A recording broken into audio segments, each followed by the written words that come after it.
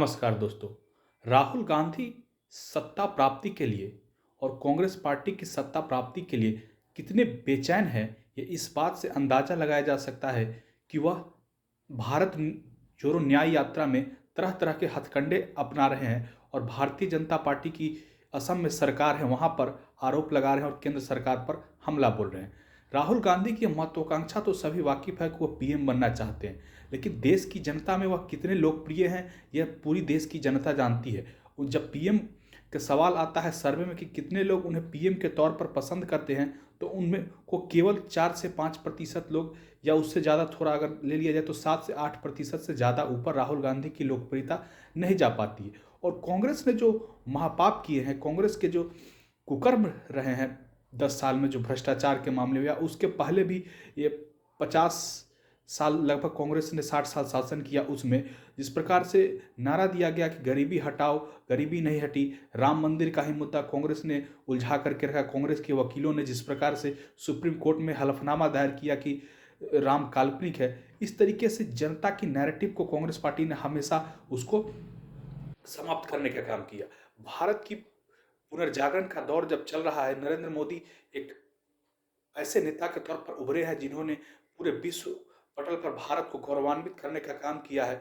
तो कांग्रेस पार्टी का इतिहास देख लीजिए। कांग्रेस पार्टी का इतिहास उसी 1885 में एक अंग्रेज ब्रिटिश के द्वारा स्थापना किया गया था। अगर उस समय से 1947 तक ले और कांग्रेस का काम आज़ादी दिलाने में बड़े बड़े नेता हुए, चलिए महान नेता हुए, हम मान लेते हैं, अच्छा काम किया, लेकिन 1947 में जब महात्मा गांधी कांग्रेस को समाप्त करना चाहते थे तो उस समय कांग्रेस क्यों नहीं समाप्त हुई, यह सभी के लोगों के, जनता के दिल में जहन है। और जो गांधी परिवार ने जिस प्रकार से भारत में सत्ता स्थापित करने का काम किया, वंश, क्या भारत की राजनीति में वंशवाद सबसे पहले गांधी परिवार ने ही स्टैब्लिश किया, एक के बाद एक, पीढ़ी दर पीढ़ी। क्या भारत में लोकतंत्र नहीं है? क्या दूसरा राजा का बेटा ही राजा बनेगा और प्रधानमंत्री का बेटा ही प्रधानमंत्री बनेगा, अध्यक्ष का पुत्र ही अध्यक्ष बनेगा? इस तरीके की एक स्थापना करने की कोशिश कांग्रेस पार्टी और उसके नेतृत्व ने किया। उसका खामियाजा आज कांग्रेस पार्टी को इस दशा में भुगतना पड़ रहा है कि कांग्रेस पार्टी 52 सीटों पर आ गई है और अभी भी कांग्रेस पार्टी उस नैरेटिव को समझने की कोशिश नहीं कर पा रही है। राम मंदिर के ही मुद्दे पर देख लीजिए, वहां पर नहीं जाकर के कांग्रेस पार्टी ने अपने सेल्फ को आत्मघाती फैसला किया है।